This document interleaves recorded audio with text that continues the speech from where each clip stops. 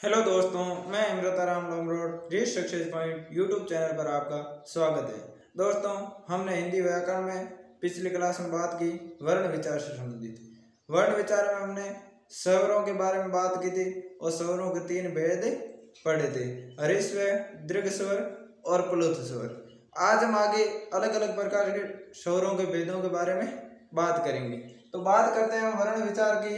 तो सबसे पहले हम देखते हैं जीवा के आधार पर स्वर, यानी जीवा के आधार पर स्वरों को कितने भागों में बांटा गया है। जीवा के आधार पर किस प्रकार, यानी जब हम इन स्वरों को बोलते हैं तो जीव के किस भाग को काम लेकर के बोलते हैं। इनके आधार पर हमें इसे 3 भागों के अंदर बांटा है। पहले भाग की बात करते हैं तो अग्र भाग, दूसरा मध्य भाग और तीसरा पश्च भाग। अग्र भाग में हम जीव के आगे के भाग का प्रयोग करके इस स्वरों को बोलते हैं।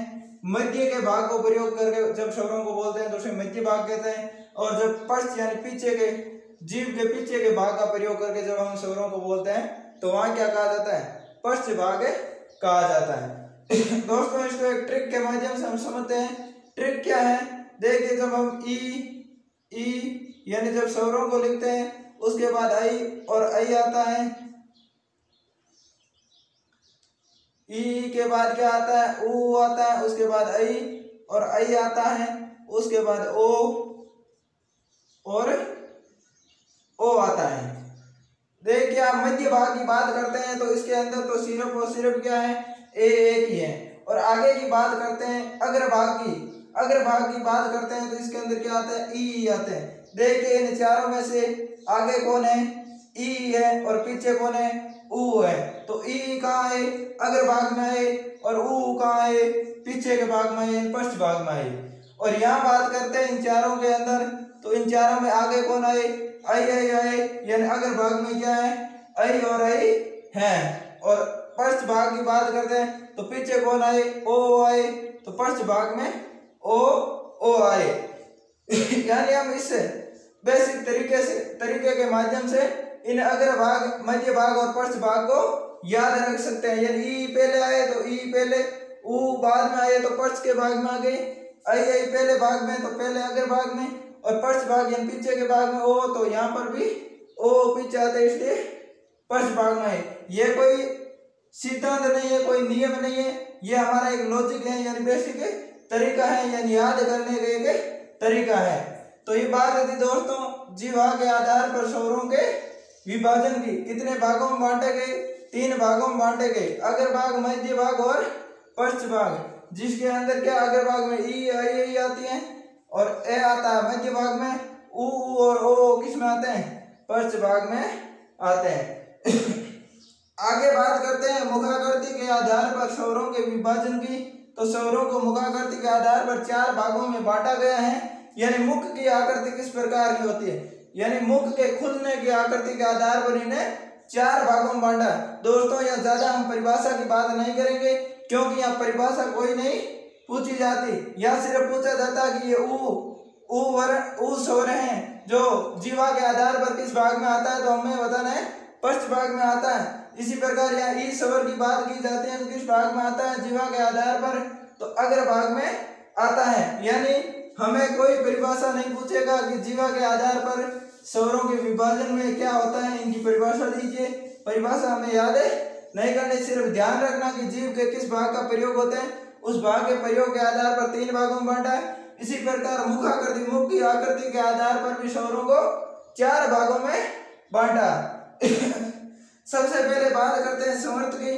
तो समर्थ में क्या होता है दोस्तों, सबसे कम मुख खुलता है, कम मुख खुलता, यानी सबसे कम मुख किसमें खुलता है, समर्थ के अंदर खुलता है। यानी समर्थ में क्या होता है, सबसे कम मुख खुलता है।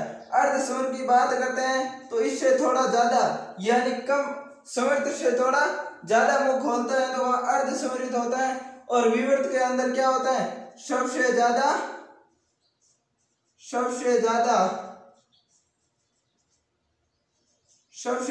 मुख खुलता। किसके अंदर सबसे ज्यादा मुख खुलता, सबसे ज्यादा मुख खुलता है विवर्त के अंदर। विवर्त के अंदर देखिए दोस्तों, सबसे ज्यादा मुख खुलता है और अर्धविवर्त में क्या होता है, इससे थोड़ा कम खुलता है यानी माइनस होता है, यानी विवर्त से थोड़ा कम होता है। और समर्थ अर्ध समृद्ध के अंदर क्या होता है, समर्थ से थोड़ा ज्यादा मुख खुलता है और अर्धविवर्त में विवर्त से थोड़ा कम मुख खुलता है। और यहाँ क्या होता है, ज्यादा यानी सबसे ज्यादा मुख किस में खुलता है, विवर्त में, और कम किस में खुलता है, कम होता है खुलता है समर्थ में। और यहाँ क्या होता है, यानी इससे थोड़ा ज्यादा, यानी ये सबसे ज्यादा विवर्त में होता है, उससे थोड़ा कम किस में, अर्धविवर्त में होता है, सबसे कम समृद्ध में मुख खुलता है और उससे थोड़ा ज्यादा किस में खुलता है, अर्ध समृद्ध में खुलता है। दोस्तों ये आपकी बात समझने का तरीका था। इसके बारे में आगे की बात करते हैं। तो समृद्ध की बात करते हैं तो समृद्ध में क्या आता है, ई और ऊ। जब हम दोस्तों इस ई और ऊ का उच्चारण करते हैं तो हमारा मुख बिल्कुल कम खुलता है, यानी न के बराबर बिल्कुल थोड़ा मुख खुलता है। देखिए आप बोलकर उच्चारण करके भी देख सकते हैं, ई और ऊ। आगे बात करते हैं अर्ध समृद्ध की। तो इसके अंदर क्या होता है, ऐ और ओ। जब ऐ और ओ को बोलते हैं तो इससे थोड़ा ज्यादा क्या मुख खुलता है, यानी समृद्ध से थोड़ा ज्यादा मुख खुलता है, वह ऐ और ओ है। और आ को जब हम बोलते हैं तो सबसे ज्यादा मुख खुलता है। देखिए दोस्तों आप जहां पर भी कहीं आपको चोट लगी है और जोर से आप क्या करते हैं, आ करते हैं, तो आ के अंदर क्या जोर से आप मुंह खोलते हैं। तो जोर से मुंह किसमें खोलते हैं, विवृत में खोलते हैं। आगे बात करते हैं अर्ध विवृत की, यानी इससे थोड़ा कम मुख खुलता है। इसके अंदर ए बड़ी आई और बड़े ओ में, किसमें, ए बड़ी आई और बड़े ओ में। देखिए अर्ध के अंदर आई और ओ आता है, आई और ओ आता है। अर्ध समृद्ध में छोटा ओ आई और छोटा ओ आता है, अर्ध विवृत में बड़ी आई और बड़ा ओ आता है, साथ में ए आता है। ई ऊ समृद्ध में आते हैं, विवृत के अंदर एक और एक आ ही आता है। तो ये बात थी दोस्तों मुख आकृति के आधार पर स्वरों के भेद की। और पहले हमने जीवा के आधार पर बात की, उसके बाद मुख आकृति की बात की। अब बात करते हैं ओष्ठों की आकृति के आधार पर स्वरों के भेद। यानी जब हम इस स्वरों को उच्चारण करते हैं उसमें हमारी होठों की आकृति किस प्रकार होती है, उसके आधार पर हम बात करते हैं। तो दो भागों के अंदर बांटा है, एक वृत्ताकार और दूसरा अवृत्ताकार। एक भाग है वृत्ताकार, दूसरा अवृत्ताकार। यानी जब हम वृत्ताकार इन स्वरों को बोलते हैं तो हमारे होठों की आकृति किस प्रकार हो जाती है, यानी इस प्रकार वृत्त की आकृति के समान हो जाती है। और अवृत्ताकार यानी यहाँ वृत्त की आकृति के समान होठों की आकृति नहीं होती। दोस्तों आप बोल करके भी ट्राई कर सकते हैं। जब ऊ और ओ को बोलते हैं तो हमारी होठों की आकृति किस प्रकार होती है, वृत्ताकार होती है। तो इसे ऊ और ओ को क्या कहा, वृत्ताकार। बाकी सभी को क्या कहा, अवृत्ताकार। यानी ए आ ई री ए ऐ, ये क्या है, अवृत्ताकार। आपको वृत्ताकार याद रखना है। वृत्ताकार ऊ और ओ होते हैं, वृत्ताकार याद रखेंगे तो अवृत्ताकार बाकी बचे हुए याद रह जाएंगे। तो ये बात थी होठों की आकृति के आधार पर स्वरों के विभाजन की। आगे बात करते हैं, एक पंडित जी हुए थे, पंडित जी का नाम था पंडित कामता प्रसाद गुरु। उन्होंने क्या किया, स्वरों को भेदों को बांटा। कितने भागों में बांटा, तो दो भागों के अंदर बांटा। अगर आपको पूछा जाता है पंडित कामता प्रसाद गुरु के अनुसार स्वरों के भेद भी दो होते हैं, पहला मौलिक या रूढ़ स्वर होता है, दूसरा संयुक्त स्वर होता है। मौलिक यानी जो मूल स्वर होते हैं उसे मौलिक स्वर कहा जाता है, यानी जिसका उच्चारण स्वतंत्र रूप से होता है। यानी इन स्वरों को उच्चारण करने के लिए किसी स्वर की आवश्यकता नहीं होती। यानी इस ए का निर्माण सिर्फ एक ए से हुआ, ई का निर्माण ई से हुआ, ऊ का निर्माण ऊ से हुआ, री का निर्माण री से हुआ। अन्य किसी स्वर की सहायता इसे नहीं होती है निर्माण करने के लिए। तो यानी कह सकते हैं हम जिसका उच्चारण स्वतंत्र रूप से किया जाता है उसे क्या कहा जाता है, मौलिक या रूढ़ स्वर कहा जाता है। और आगे बात करते हैं संयुक्त स्वर, यानी ये किसी न किसी प्रकार के जुड़ करके बने हुए, यानी संयुक्त रूप से बने हैं, इसलिए इसे क्या कहा गया है, संयुक्त स्वर कहा गया। देखिए आ का निर्माण किस प्रकार होता है, ए आ प्लस ए या आ, तो निर्माण किसका होगा, आ का होगा। चाहे ए और आ मिले, चाहे ए मिले मिले चाहे आ और आ मिले चाहे आ और ए मिले, निर्माण आ का होगा। यानी यहाँ दो स्वरों की सहायता ली जाती है, या दो स्वरों की सहायता ली जाती है। ए का यह क्या होता है, दीर्घ रूप होता है, इसलिए इसे क्या कहा, संयुक्त का। ई को भी ई प्लस ई करते हैं तब बड़ी ई बनती है। ऊ को ऊ और बड़ा ऊ करते हैं तो बड़ा ऊ बनता है।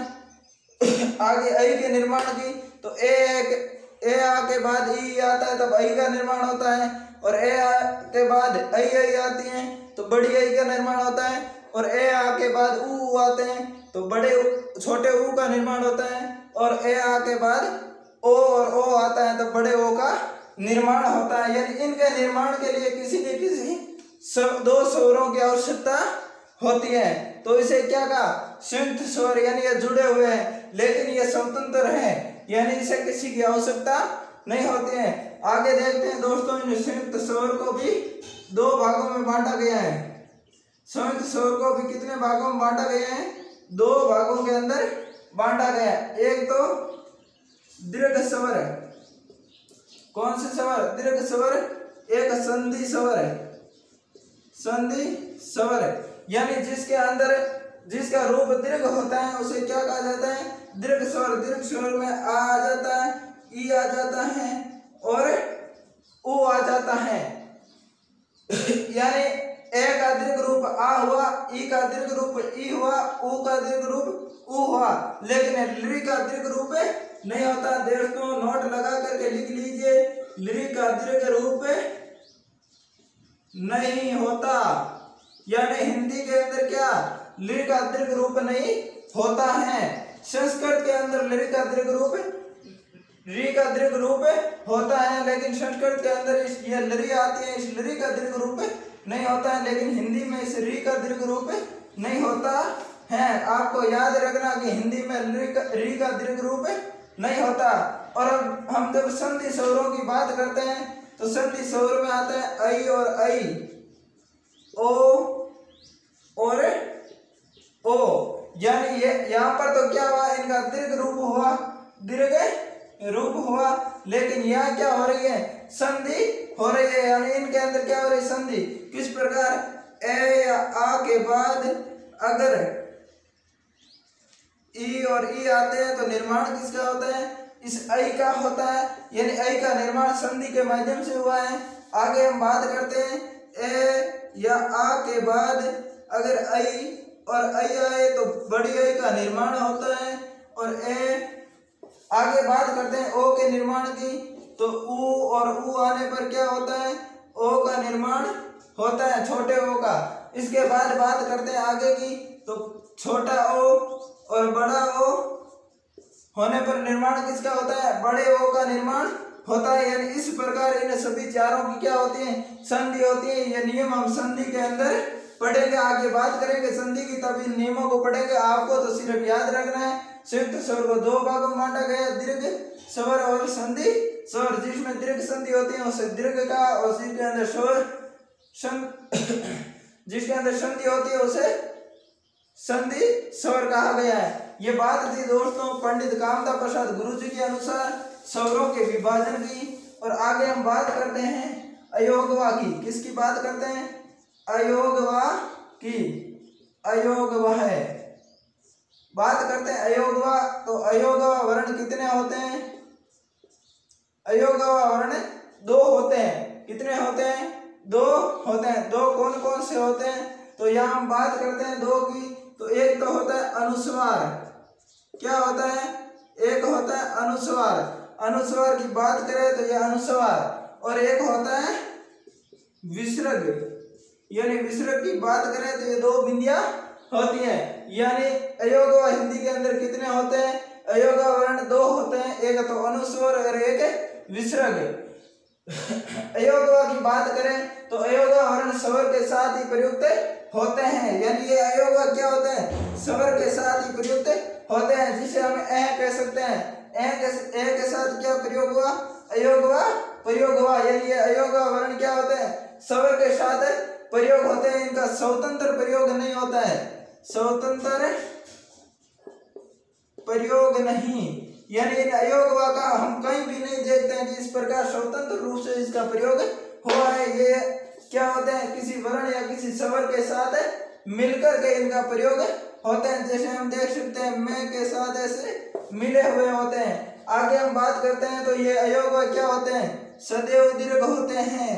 नोट करके बात लिख लीजिए, अयोग क्या होते हैं, सदैव दीर्घ होते हैं। ये तीन बात थी दोस्तों, यानी अयोग स्वतंत्र रूप से प्रयोग नहीं होते हैं, किसी स्वर या वर्ण के साथ प्रयुक्त होते हैं, स्वतंत्र प्रयोग इसका नहीं होता है। सदैव इनका रूप कैसा होता है, दीर्घ रूप होता है। तो ये बात थी दोस्तों अयोगवा की। किसकी बात थी, अयोगवा की। आगे एक और देखते हैं हम, जिसे हम क्या कहते हैं, स्वनिम कहा जाता है। क्या कहा जाता है, स्वनिम। दोस्तों आपने देखा यह चिन्ह कहीं बार आता है, यानी इसे क्या कहा जाता है, स्वनिम कहा जाता है।